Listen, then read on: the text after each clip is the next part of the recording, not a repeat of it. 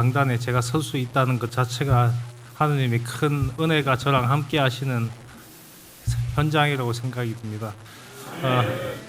안녕하십니까. 저는 이대 목동병원에서 근무하고 있는 고영휘 교수입니다.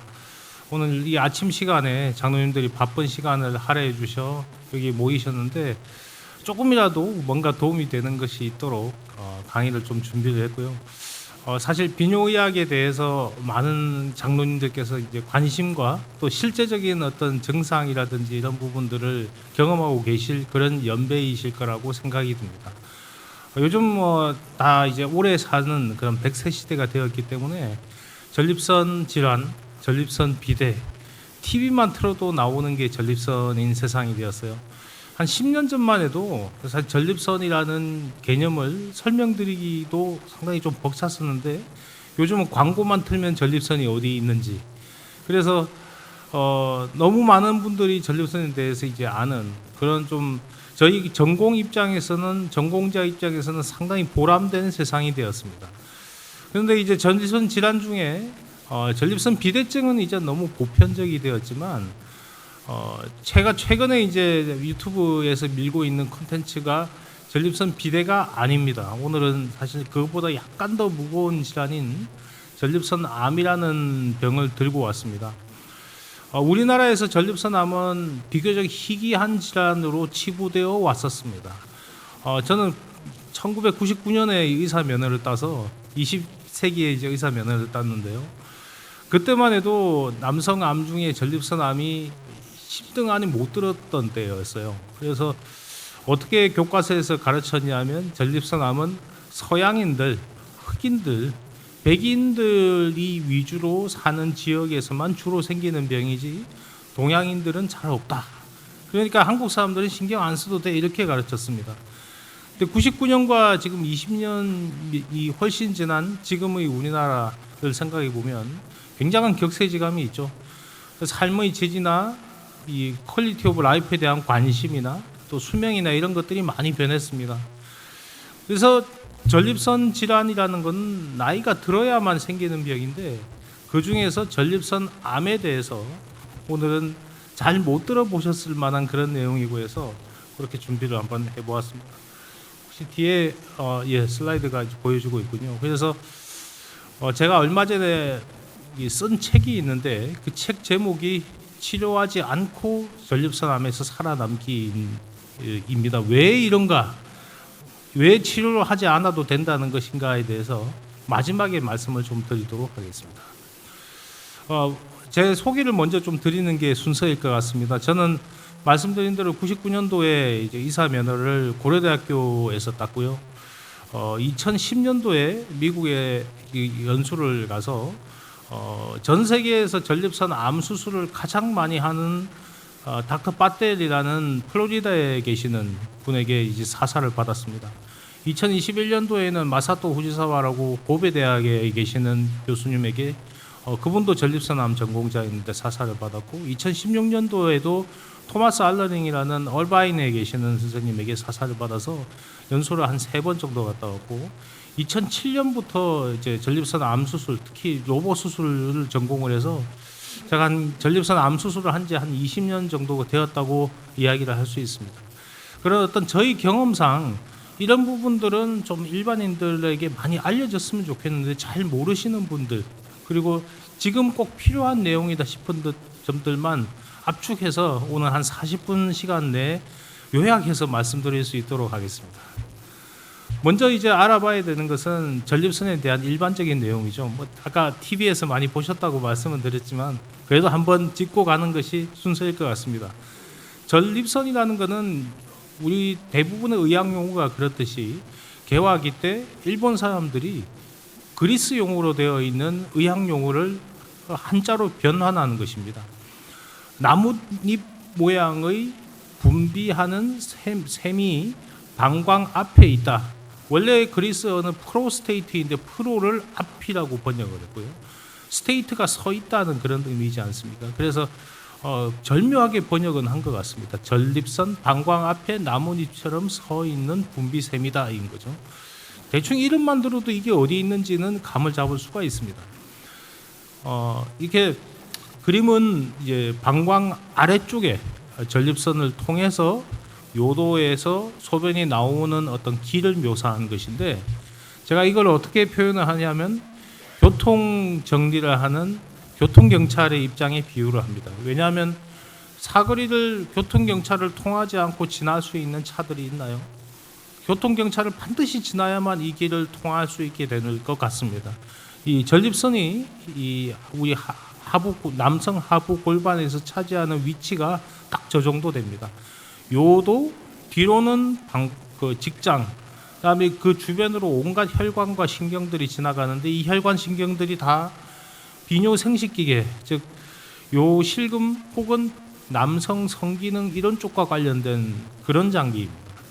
그런 의미에서 사거리 한가운데 있는 교통경찰, 우리 다 볼 수는 있지만 이 교통경찰로 도달하기가 쉽지 않지 않습니까? 어느 길을 통하든 이 길을 대로를 건너야만 교통경찰에게 도달할 수 있습니다. 그런 의미에서 수술하기는 상당히 까다로운 장기라고 할 수 있겠습니다. 조금은 이제 오늘 의학 강좌이기 때문에 저한테는 익숙하지만 일반인들 보시기에는 조금 혐오스러운 부분이 나올 수도 있습니다. 그림을 보면은 이렇게 생겼는데요. 전립선이라는 하트 모양으로 생긴 모양이 있고, 그 옆으로 해서 정낭이라고 하는 사정액이 지나가는 모여 있는 그런 통로가 있습니다. 수술을 해서 나온 그림을 이렇게 묘사를 한 건데, 수술을 해서 전립선을 잘 도려내면 거의 그림과 같은 유사한 모양이 됩니다. 지금 이 그림은 아주 수술이 잘 돼서 신경과 혈관들이 거의 온전하게 보존이 되고 암 조직을 포함한 전립선만 온전하게 절제된 그런 표준적인 어떤 모습을 보여주고 있습니다. 제일 우리가 관심 있어 하시는 만한 내용이, 과연 전립선이라는 게 암이 잘 생긴다는데, 그런 얘기는 많이 조금은 들어보셨을 것 같아요. 증상이 뭐냐? 왜냐하면 우리는 되게 증상을 통해서 어떤 병의 발생을 내 몸에서 유추를 하는 데 익숙해져 있지 않습니까? 흔히들 많이 들어보셨을 전립선 비대증에 추정해서 전립선 암의 증상을 한번 생각해 볼 수 있습니다. 자, 이게 전립선의 단면을 이렇게 잘라서 보면요, 중간에 이제 소변이 지나가는 요도를 검은색으로 표현해 놓은 것입니다. 정상 요도는 이렇게 좀 굵죠. 자, 그런데 전립선 비대증이 생긴 게 이제 오른쪽의 그림입니다. 왼쪽의 그림입니다. 이 전립선 요 비대가 생기면 길이 좁아지는 그런 느낌이 있지 않습니까? 실제로도 가운데 잘라서 보면 요도가 좁아져 있는 그런 양상으로 발견이 됩니다. 그럼 전립선 암은 어떨까요? 전립선 암은 되게 이렇게 뭔가 이제 종양이 생겨서 종괴에 의해서 눌려 있는 이런 형태를 생각하시게 되거든요. 그러면 길이 좁아지게 되니까 전립선 비대 증상과 유사한 증상이 나타날 것입니다. 즉, 내가 전립선 비대 증상이 있다면 이건 암 증상인지 비대 증상인지 알 수가 없는 거예요. 혹시 전립선 암이 이렇게 크지 않고 작거나 내지는 여기저기 산발적으로 있다면 정상하고 거의 똑같을 것입니다. 그러니까 어떤 결론을 내릴 수가 있냐면, 전립선 암의 증상은 비대증 증상이 있을 때 일단 의심을 하거나 내지는 증상이 없어도 암일 가능성이 있다는 것입니다. 이 얘기는 상당히 좀 파괴력이 있는데, 만약에 전립선 암이 아주 보편적인 병이라면 증상이 있을 때 처음 생각해야 되는 병이 비대증이 아니라 암일 가능성이 있다는 것이죠. 그러면 우리가 얼마나 전립선 암이 흔한지에 대해서 차차 알아보도록 하겠습니다. 증상이 이렇게 모호하기 때문에 증상만 가지고 이야기하기가 상당히 쉽지 않습니다. 더구나 전립선 비대증은 60대에 60%, 70대 70%, 80대 80%, 거의 100세 시대가 되면 다 생기던 병입니다. 그러면 비대증과 암을 구분할 수가 없다면, 증상으로 구분할 수 없다면 뭔가 다른 표지자가 있어야 되지 않을까요? 그래서 수많은 연구가 있어서 최종적으로 나온 게 이 PSA라는 피검사 항목입니다. 전립선 암이 있을 때 특히 혈액으로 노출이 되어서 수치가 증가하는 것이죠. 이 PSA가 오늘 말씀드릴 내용의 핵심적인 주제가 될 것입니다. 그래서 이 PSA, 전립선 특이 항원이라고 하는 내용 한 가지만 오늘 기억해 주셔도 굉장히 남는 뭔가가 있으실 거라고 저는 생각이 듭니다. PSA가 굉장히 중요하다고 말씀드렸는데 이게 왜 중요하냐면요. 우리나라 국가암검진 많이 하고 있지 않습니까? 국가암검진 뭐 있나요? 위암, 대장암, 폐암, 간암, 여성은 유방암, 자궁경부암 합니다. 이게 6가지 질환 하거든요. 여기에 전립선 암이 없어요. 나중에 말씀드리겠지만 사실은 전립선 암이 남성에서 1위라고 추정되고 올해 말에 그렇게 공식 발표가 거의 될 거라고 생각이 듭니다만 이렇게 많은데 전립선 비대증에 대한 선별 검사인 PSA 검사는 우리가 아무리 국가암검진 받아봐야 한 번도 노출이 안 되십니다.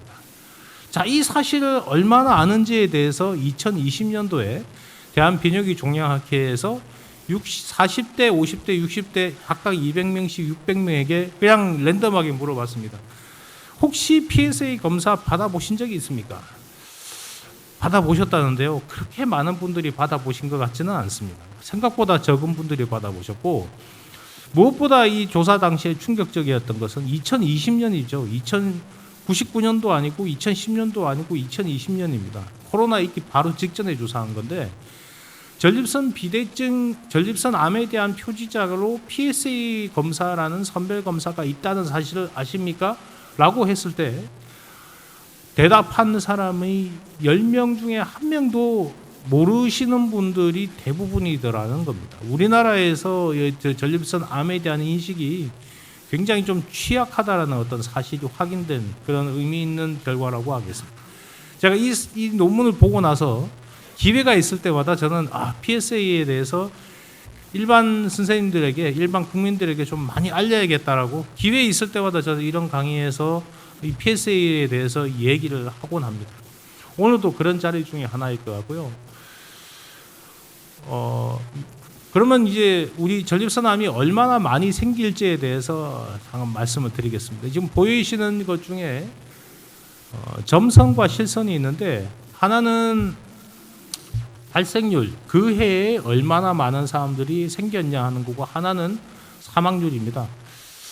여기 그냥 표시를 제가 딱히 안 해놨지만 발생률은 1999년부터 2021년까지 20년 동안의 통계청 자료를 제가 요약한 건데 10배가 늘었고요. 사망률은 4배가 늘었습니다. 그러니까 굉장히 기하급수적으로 늘고 있다는 사실을 알 수 있죠.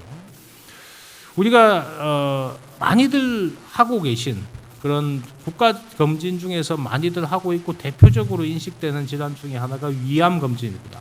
내시경이 우리가 어떤 암검진의 표준적인 어떤 상징과 같은 그런 지위를 갖고 있었죠. 위암이야말로 한국인에서 가장 많이 생기는 암이었습니다.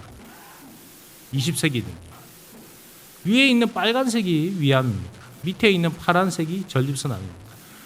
우리가 생각하는 거하고는 달리 80년대, 90년대를 거쳐서 위암의 발생률은 점점 감소하고 있습니다. 이건 그만큼 건강검진을 많이 해서 위암이 조기 발견되기 때문에 생긴 현상이기도 합니다. 파란색이 이제 전립선암이라고 말씀드렸는데 2022년, 2023년 어느 시점에 이 그림을 잘 보시면 그랜드 크로스, 마치 정당 지지도처럼 그랜드 크로스가 일어납니다. 그게 올해가 될 거라고 예상을 하고 있습니다. 그래서 전립선암이 이전의 위암 2020년 초에 한국에서 위암이 차지했던 지위를 현재 차지할 가능성이 많고 점점 그렇게 이행되어 가고 있다라는 게 오늘 말씀드릴 메시지 중에 하나입니다. 이렇게 이제 많이 증가되고 있다는 것인데 주로 어느 나이에서 생기느냐? 보통 암 하면은 50대 후반에서 생긴다고 생각하시는데 전립선암은 그렇지 않습니다. 전립선암은 90%가 60세 이상에서 생겨요. 50대 검진 아무리 해봐야 잘 나오지 않는다는 얘기입니다. 노란색이 60대고요. 파란색이 70대, 녹색이 80대입니다. 전립선암의 3분의 1 이상이 75세 이상, 우리가 초고령층이라고 분류하는 75세 이상에서 생깁니다. 이게 그러니까 지금 여기 앉아 계신 장로님들 연배에서 남의 질환이 아니라 나의 병이 될 가능성이 상당히 높다는 그런 얘기를 하는 거죠. 왜 그러면 이렇게 갑자기라고 표현을 해도 될 정도로 이렇게 많아졌느냐? 밑에 보이는 이게 평균 나이를 국세통계청 자료를 통해서 발생 당시의 평균 나이를 조사한다는 개념이 있습니다. 예를 들어 밑에 있는 주황색은 유방암의 발견 당시 우리나라에서 발견된 유방암의 평균 나이를 조사한 것이고요. 위쪽에 파란색은 전립선암 발견 당시의 나이를 조사한 겁니다. 밑에 유방암은 점점 오르고 있는데 20년 동안 99년부터 2021년 동안 전립선암의 유병률 발견 당시 나이는 거의 똑같은 것을 알 수가 있습니다. 몇 살인가요? 71세. 그러니까 전립선암은 71세 정도는 평균 수명이 되어야 늘어나지, 평균 수명이 71세 이전에서는 이게 사회적 이슈가 될 만한 거리가 없습니다. 자, 그런데 우리나라의 평균 나이는 어떻게 되었을까요? 우리나라에서 70세 남성 수명이 70세를 넘은 것은 96년이고요. 75세를 넘은 것은 2005년경입니다. 80세에 근접하게 된 것은 2021년의 일이고 2023년도에도 2021년과 동일하게 남성 수명은 80.6세가 되었습니다. 자, 이제 이 정도 되면 80.6세 정도가 평균 나이가 되면 71세는 다들 기본적으로 지나오는 나이가 되니까 이렇게 평균 수명이 증가하는 사회에 있다 보니 저절로 전립선암이 많아지게 된 겁니다. 해마다 우리나라에서는 국립암센터를 통해서 국가암 통계 예측 통계를 발표합니다. 2022년도에 처음으로 전립선암이 1위가 될 거라고 예상이 되는 자료가 발표가 되었습니다. 이건 대한암학회에서 발행하는 공식 학술지인데요. 99년도에 우리나라 남성암에서 1위가 전립선암이 될 거라고 2022년도에 예상이 되었던 것이고 당시의 사망률은 7위 정도로 예상이 되었는데 실제로 발생할 연도는 2022년도에 22,000명 정도로 추정되었습니다. 그런데 2020년도에 코로나가 생기면서 모든 게 다 뒤집어졌죠. 그래서 이런 예측이 실제로는 조금 다른 식으로 작동을 했습니다. 즉 코로나 때문에 병원에 가서 이제 검사를 하는 게 국가암검진은 검사를 많이 하게 되고 국가암검진에 없는 전립선암은 검사를 덜 하게 된 겁니다. 그래서 실제 2022년도 자료를 작년에 발표된 기록으로는 22,000명이 아니라 2만 명 정도로 조사가 되어서 2만 1,000명인 폐암보다 한 1,000명의 차이로 2위가 되었습니다. 근데 이 2위라는 것조차도 그 전년도의 4위에 비하면 많이 올라간 거예요. 그러니까 갑작스럽게 4위가 되었다가 2위가 되었다가 올해 12월에 발표될 2023년부터는 거의 1위가 될 것입니다. 전립선암에 대한 사회적 관심이 늘어나는 어떤 계기가 올해 12월이 될 거라고 학계에서 예상하는 이유입니다. 올해 4월 달에 발표된 2025년 통계를 한번 보시겠습니다. 예측 통계이기는 하지만 전립선암은 여전히 1위고요. 사망연 기여도는 역시 똑같은데 27,000명 정도로 훨씬 더 많은 분들이 발견될 거라고 기대를 하고 있습니다. 왜냐하면 더 오래 사는 세상이 되셨으니까. 이런 자료들을 보여드리는 이유는 이 전립선암이 남의 문제가 아니라 나이 문제일 가능성이 있다. 그리고 그러면 어떻게 검진을 합니까? 정상으로? 아니죠. 아까 뭐라고 말씀드렸나요? PSA를 통해서. 그래서 지난 20년 동안, 최소 지난 10년 동안 우리나라에서 PSA 검사를 얼마나 많이 하는가에 대해서 350만 명의 국가 자료를 제가 취합을 해서 한번 조사를 해봤습니다. 우리나라는 얼마나 조사하는 거지? 왜냐하면 미국과 일본은 대략 몇 프로 하는지 자료가 나와 있었는데 우리나라는 실제로 PSA 검사 얼마나 하는지 자료가 없었습니다. 결과가 좀 놀라웠는데요.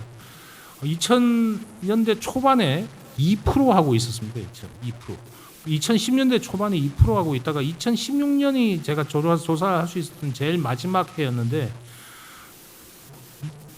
7% 정도입니다. 7%. 영국이 한 6% 정도 되고요. 미국은 좀 이따 말씀드리겠지만 제일 최고였을 때 56% 찍었습니다. 일본 30% 정도 됩니다.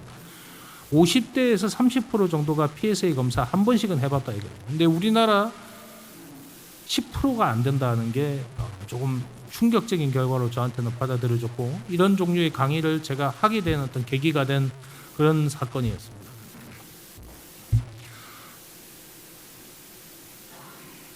말씀드렸다시피 미국에서 이 지금 통계 자료 중에 제일 많은 걸 보여드리고 있는데, 아까 제가 일본은 대략 30%, 미국은 50% 얘기하는 것 중에 제일 흔한 자료입니다. 제일 많은 자료가 56% 정도입니다. 우리가 일본 이야기는 많이 하죠. 딴 거는 저도 되는데 한일전, 사실 이런 게 한일전의 어떤 대상이 될는지는 모르겠지만, 일본, 왜냐하면 우리가 국가 암검진 일본에서 위암 검사하는 걸 우리가 좀 받아온 면이 없지 않아 있습니다. 배워왔거든요. 그러니까 일본도 위암이 우선되는 그런 나라였어요. 식생활이나 유전적으로 서구인보다는 일본인들은 우리 한국인과 유사점이 좀 더 많지 않습니까? 일본에서 전립선암이 언제부터 1등이 되었느냐? 2018년부터입니다. 이건 지금 보여드리는 거는 2023년 통계인데요. 그 해에 전립선암이 일본에서 10만 명 발견되었어요. 발견되어서 있는 환자가 10만 명이 아니고요. 그 단위는 100만 명을 넘습니다. 그 해에 새로 발견된 환자가 10만 명이라는 겁니다. 사망 자료 보고 계신데 14,000명이 전립선암으로 사망하셨습니다. 뭔가 이상하지 않습니까? 일본 인구가 우리나라보다 2.5배인데 왜 우리나라는 2만 명 얼마라는데 왜 저쪽은 10만 명이지? 인구를 생각을 하면 실제로 우리나라에서 발견되어야 되는 것은 4만 명인데 2만 명이고, 실제로 사망이 되어야 되는 것은 5만 5천 명 정도에 근접해야 될 것 같은데 2,700명 정도입니다. 뭔가 계산이 좀 안 맞습니다. 그러면 일본에서는 뭔가를 더 하고 있다는 얘기인데, 일본에서는 뭘 하고 있느냐? PSA 검사를 어느 정도는 하고 있습니다. 이걸 국가 주도로 완전히 하고 있는 그런 나라는 없지만, 일본은 그나마 직장에서 PSA 검사를 하고 있는 지가 한 10년이 넘었습니다. 이런 차이들이 PSA에 대한 노출의 정도의 차이를 만들고 결국 암 발견의 차이로 이어졌는데, 발견이 늦게 되니까 지금 보여드리는 녹색은 미국의 5년 생존율, 유병률 이런 걸 나타내고 있고요. 이쪽이 파란색이 한국입니다. 빨간색으로 글자를 써요. 글자가 조금 작아서 죄송합니다. 전이 전립선암 혹은 진행성 전립선암은 미국보다 우리나라가 좋지 않고요.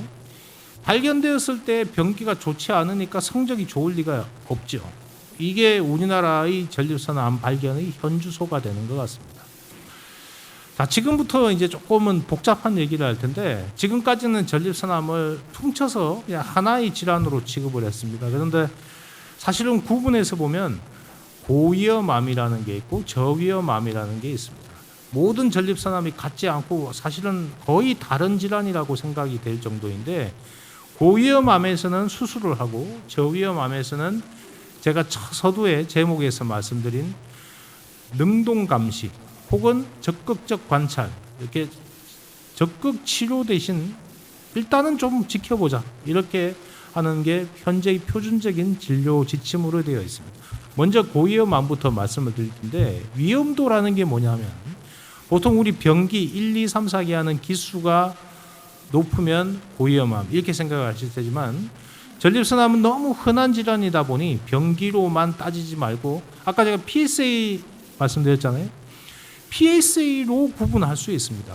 전립선암이 발견되었을 때 PSA가 10보다 낮으면 그건 저위험도 아닙니다. 전립선암이 발견이 되는데 PSA가 20 이상이면 고위험도 아닙니다. 예를 들어 내가 지금 PSA 검사를 했는데 100 넘어갔다. 그러면 그냥 암입니다. 100 넘어가면 우리나라의 보험 체계상 그냥 보험 코드 주어집니다. 이분은 암이야. 그 정도로 PSA가 파괴력이 있는 검사입니다. 저위험도는 이 세 가지 중에 고위험도는 이 세 가지 중에 하나만 높아도 고위험도 되고요. 저위험도는 이 세 가지가 모두 충족되었을 때 저위험도라고 합니다. 미국에서는 저위험도 암이 훨씬 많습니다. 전체 발견되는 전립선암이 절반 정도가 저위험도 암이고, 고위험도 암은 10% 정도, 20-30% 정도로 생각이 되는데, 우리나라는 이게 반대입니다. 왜 이걸 구분하느냐 하면, 녹색이 이제 저위험도 암이고 빨간색이 고위험도, 처음에 발견되었을 때는 이 정도 분포였는데 5년 있다가 10년 있다가 사망에 기여한 거는 저위험도암은 거의 이것 때문에 돌아가시지 않아요. 사망하신 분들은 거의 다 고위험암 때문에 돌아가시더라. 이것 때문에 구분을 좀 하게 되는 거죠. 그러면 우리나라에서 어떤 게 흔한가?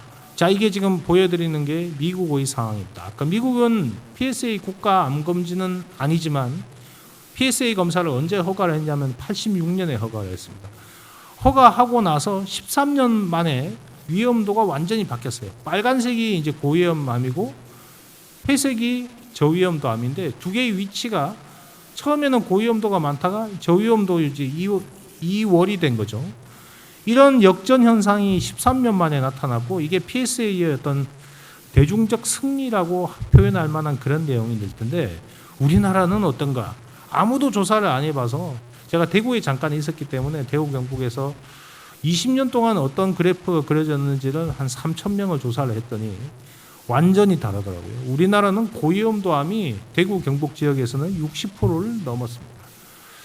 이건 좀 이상한데 제가 이걸 2021년도에 발표했는데 그해 제가 세 번째 학술상을 제일 큰 상을 이거를 발표를 해서 받게 되었고 여기서 그치지 말고 우리가 전체 우리나라로 한번 좀 펼쳐보자 해서 2020년부터 21년부터 24년까지 3년 동안 전국의 51개 병원에서 이 내용을 수집을 한번 해봤습니다. 이게 그 빅데이터라고 흔히들 말씀하시는 그쪽에서는 나올 수가 없고 사람이 일일이 다 찾아야만 하는 성격이 자료라서 그래서 전체 그 해에 발견된 암의 약 40%에 해당하는 37%의 환자를 실제로 전국에 있는 51개 병원에서 당직 서가면서 이렇게 막 자료를 다 수집을 했습니다. 결과가 어떻게 나왔느냐? 빨간색이 고위험암입니다. 녹색 저위험암입니다. 노란색은 중간 위험도라고 해서 좀 애매한데 아까 보여드렸던 대구 경북과 크게 다르지 않습니다. 우리나라에서 발견되는 암의 대부분은 고위험도 암이 제일 많고 그 다음은 중간 위험도고 저위험도 암은 10%도 안 된다는 겁니다. 지역별로 차이가 있었나? 없었습니다. 제주에서 서울까지 비슷한 현상들이 일어나고 있었는데 빨간색이 주도하고 있고 녹색은 거의 없는 상황이죠. 사망은 전립선암에 의한 사망자 수로 나타낸 건데 아까 제가 4배 증가했다고 말씀드렸지만 실제로 와닿는 수치는 크게 좀 다를 것 같습니다. 그래서 요 정도 백혈병 그다음에 간담체암 그 사이의 사망률을 기여를 하고 있습니다. 자, 아까 제가 크게 이 두 종류의 질환에 대해서 치료하는 게 다르다고 말씀드렸는데 저는 고위험도암에 대한 전립선 암 수술을 20년 전부터 미국에서 배워왔던 거죠. 전립선 암이 사실은 아까 교통경찰의 비유로 말씀드린 것처럼 요까지 가야 되는데 도달하기가 쉽지 않아요. 어디를 가더라도 손해를 끼쳐야만 합니다. 그래서 암 수술이니까 캔에서 없애버리는 것뿐만 아니라 기를 잘 보존을 해서 원래 통행은 또 되게 만들어야 됩니다. 즉 요실금과 성기능이라는 다른 기능도 잘 보존이 돼야 되는 그런 양면성을 가지고 있는 것이죠. 자, 이렇게 어려운 과제이다 보니 기술적인 발전이 상당히 있었습니다. 미국은 전립선암이 압도적으로 1위거든요. 남성암 1위인 전립선암이 2위, 3위 합친 것보다 훨씬 많습니다. 그러니까 전립선암에 대한 투자 연구가 굉장히 활발했고 거의 결과로 나온 게 로봇 수술입니다. 빨간색이 개복 수술이고요. 파란색이 로봇 수술인데 2010년도의 중반에 이게 완전히 역전이 되었고 똑같은 현상이 우리나라에서도 일어났습니다. 거의 다 로봇으로 수술을 하시게 되죠. 저는 이제 조금 혐오스러울 수 있으시겠지만 저희 분야에서 가장 권위가 높은 저널에 소개된 영상 사진이어서 그냥 제가 그대로 가져왔는데 자, 두 가지 방법. 이쪽은 구멍 여러 개 뚫고 하는 현재의 로봇 수술이고 이쪽은 구멍 하나만 뚫고 하는 단일공 로봇 수술. 단일공이라고 해서 싱글 포트 줄여서 SP라고 합니다. 어느 쪽을 선택하시겠습니까? 이쪽이 좀 더 나아 보이지 않습니까? 환자 입장에서 좀 더 아픈지 않는 게 좀 더 덜 뚫는 게 나아 보이잖아요. 요 수술은 2018년도에 기구가 개발이 되었고 2020년 경부터 우리나라에 소개되기 시작했는데 저는 운 좋게도 2019년부터 이제 미국에서 요 수술을 조금 접할 수가 있었습니다. 이게 어떤 원리냐면 마치 기계가 안에서 이제 스파이더 그 거미 펴지듯이 쫙 펴져서 이 사람이 손으로 움직일 때마다 카메라와 이런 것들이 조작이 아주 그래서 좁은 공간에서 지금 한 5cm 정도 되는 공간에서 작업하는 것을 보여주고 있는데 좁은 공간에서도 크게 위치하고 상관없이 수술적 목적을 이룰 수 있는 그런 기구가 되겠습니다. 2020년도에 제가 당시 근무했던 병원에서 우리나라에서 7번째로 SP가 들어왔는데 당 비뇨기 쪽에서는 많이들 안 하시고 계시길래 저는 이 수술을 좀 많이 개척을 해서 제가 하는 여러 수술 중에서 보라색은 우리나라에서 최초로 제가 했던 수술입니다. 그래서 기존의 여러 포트, 다중 포트라고 하는데 이 다중 포트 수술 대신에 SP 수술로도 충분히 수술을 잘할 수 있다라고 증명을 좀 하기 시작했고요. 이러다 보니 세계 최초의 수술을 하게 되는 날도 있었습니다. 양쪽에 신장암이 있었는데 대개 이렇게 되면 한쪽에 구멍 5개 이렇게 뚫거든요. 구멍 10개를 뚫어야 됩니다. 그러지 말고 좀 할 수 있는 방법이 없나 해서 구멍 하나만 뚫고 양쪽을 다 수술을 하셨고 환자 3일 만에 퇴원하셨고요. 요거 가지고 한 1년 정도 지켜봐도 문제가 없어서 이제 학술지에도 한번 냈던 그런 세계 최초의 사례가 되겠습니다. 전립선으로 접근하는 길이 굉장히 좀 복잡하다고 말씀드렸는데 이 SP라는 방법을 쓰면 길이 조금 다양해집니다. 그래서 방광으로 직접 들어가는 이런 여러 가지 전립선을 좀 우회해서 손해를 좀 덜 입히면서 가는 그런 방법들이 가능하고 기술적인 면에서는 똑같은 수술을 하더라도 거기까지 해야 되는 그 길이 좀 편해집니다. 보통은 이렇게 보라색 지역을 다 이 손을 대야만 전립선으로 도달할 수 있는데 이 SP라는 기구를 쓰면 똑같은 수술을 해도 조금만 손을 대도 됩니다. 어느 쪽이 더 낫겠습니까? 이쪽이 좀 낫지 않을까요? 시간이 줄어드는 효과가 있으니까 마취에 들어가는 비용 부담이 좀 많이 줄어들 수 있습니다. 그래서 제가 수술을 하고 지금 실제 환자들이 보여주고 계신데 구멍 하나 요즘은 이게 옆에 있는 구멍도 잘 뚫지 않고 구멍 하나로만 이렇게 수술을 끝내는 경향이 있고 내가 수술 결과가 어떻더라 얘기만 하는 게 아니라 저는 이제 발표도 이제 많이 하고 있어서 작년에 제가 미국 학회에 가서 제가 한 달쯤 지나니까 거의 회복하더라 이런 내용으로 이제 발표를 했던 내용입니다. 지금까지 이제 고위험암에 대해서 말씀드렸고 이제는 반대로 현재는 우리나라에서 10% 미만이지만 앞으로 PSA 검사를 점점 많이 할수록 발견되게 될 저위험도 암에 대해서 말씀드리겠습니다. 저위험도 암은 관찰만 하셔도 됩니다. 수술, 방사선 당장 필요하지 않습니다. 이런 얘기가 나오게 된 것은 상당히 좀 되었습니다. 2021년도에 보건복지부 국립암센터에서 주최한 토론회가 있었는데 거기에 제가 학회 대표로 참여를 해서 적극 감시가 필요한데 아직은 시기상조입니다. 지금은 우리나라에서 적극 감시하실 분들보다 적극 치료해야 될 분들이 더 많기 때문에 PSA 검사를 국가 암검진화 했으면 좋겠습니다라고 주장을 했을 때의 내용인데 반응이 좀 싸늘했어요. 왜 아직 좀 니네들 증거를 가져와라. 그래서 제가 아까 보여드렸던 이런 전국적인 데이터를 모으기 시작을 했는데 일단 그걸로도 좀 부족해서 책도 하나 써봤습니다. 올해 작년 1월달에 발표했던 책인데 잠깐 일의하다가 지금은 사라졌지만 이게 왜 그러면 적극 감시만 해도 되느냐? 지금 3가지 치료를 비교하고 있는 이 분야에서 가장 권위 있는 논문의 결과를 보고 계신데 이 하나는 빨간색은 수술한 거고요. 보라색은 방사선 치료고요. 점선은 관찰한 겁니다. 근데 선이 구분이 되시나요? 3개가 다 똑같지 않습니까? 10년 정도 지켜봤는데 거의 차이가 없더라는 결과가 이미 10년 전에 나와 있습니다. 20년 동안 지켜봐도 수술을 한 군과 그렇지 않은 군 사이에 크게 차이가 없었어요. 암 수술이라는 것은 우리가 목숨을 더 오래 연명하기 위해서 필요한 수술인데 굳이 저위험도암은 수술 하나 안 하나 차이가 없다라는 게 이미 밝혀진 겁니다. 그래서 2010년도 중반부터 해서 진료 지침이라고 하는 게 확 바뀌었습니다. 저위험도암은 꼭 수술할 필요 없다.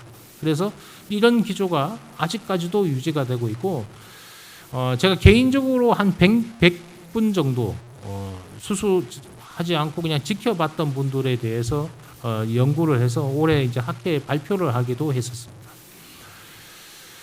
그런데 이런 그 수술을 하지 않고 일단 본다는 것은 치료를 안 한다는 뜻이 아닙니다. 좀 지켜보다가 어느 시점이 되어서 치료가 필요하면 그때 치료를 하겠다는 그런 의도인 거죠. 자, 우리나라에서 이 치료를 방해하는데 가장 큰 요소가 뭘까요? 추석입니다. 추석 때 일가 친척 모이면 저위험도 아니니까 나는 수술 안 하고 그냥 지켜볼까. 그런데 일가 친척들에서 이런 얘기를 하면 그 왜 수술하지 않고 그러시냐고 옆에서 한마디들 하십니다. 이러면 마음이 약해져요. 수술을 이제 선택하시게 되는 거죠. 우리나라의 독특한 그런 문화, 그다음에 의료 접근성이 너무 좋다 보니까 일어난 상황인데 이런 적극 감시, 능동 감시를 하려면 어느 시점이 되면 수술 치료하실 수 있습니다. 그런데 그 전까지는 한쪽으로는 의사, 한쪽으로는 의료진, 또 한쪽으로는 현재의 기술 수준이 발달하지 않고는 이런 얘기 할 수 없는 거거든요. 암에 대해서 어느 정도 자신감이 이제 있으니까 이런 얘기를 할 수 있는 겁니다. 그래서 신뢰관계가 되게 중요하다라는 말씀을 드릴 수 있을 것 같습니다.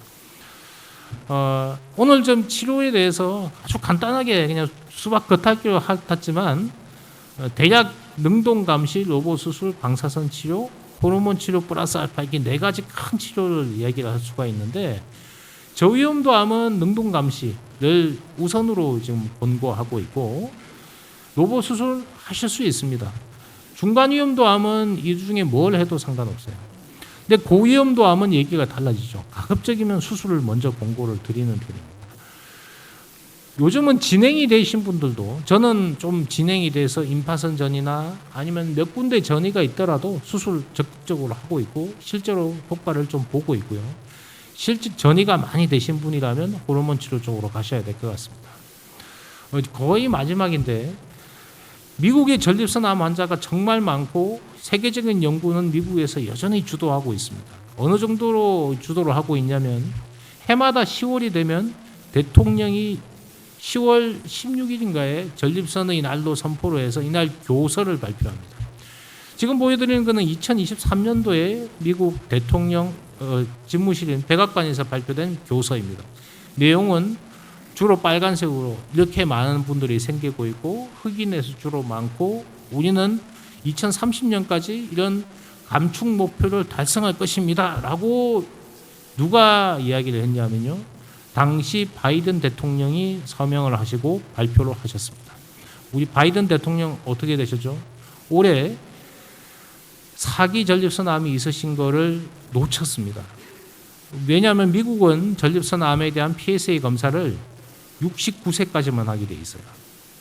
55세에서 69세까지만 하라고 진료 지침에 딱 나와 있습니다. 근데 그 진료 지침은 사실은 대중을 위한 것이고 이런 VIP에 대한 진료 지침이 아닌데 주치의가 조금 착각한 것 같습니다. 제 개인적으로는 주치의가 상당히 좀 블레임을 받지 않았을까 싶은데 69세 이후로 당시 바이든 82세셨는데 한 번도 PSA 검사를 받지 않았다고 합니다.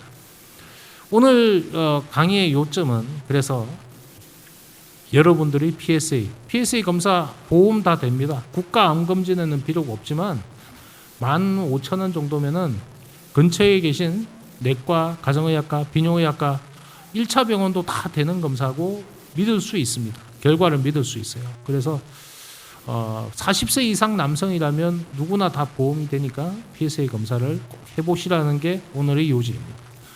수술은 어떤 분에서 하시는 게 좋을까요? 저는 나이가 많으신 분들이 오히려 수술을 하셔야 된다고 생각합니다. 이렇게 건강하시지만 전립선암이 굉장히 PSA가 일단은 수치가 저 정도면 그냥 고위험암인 거거든요.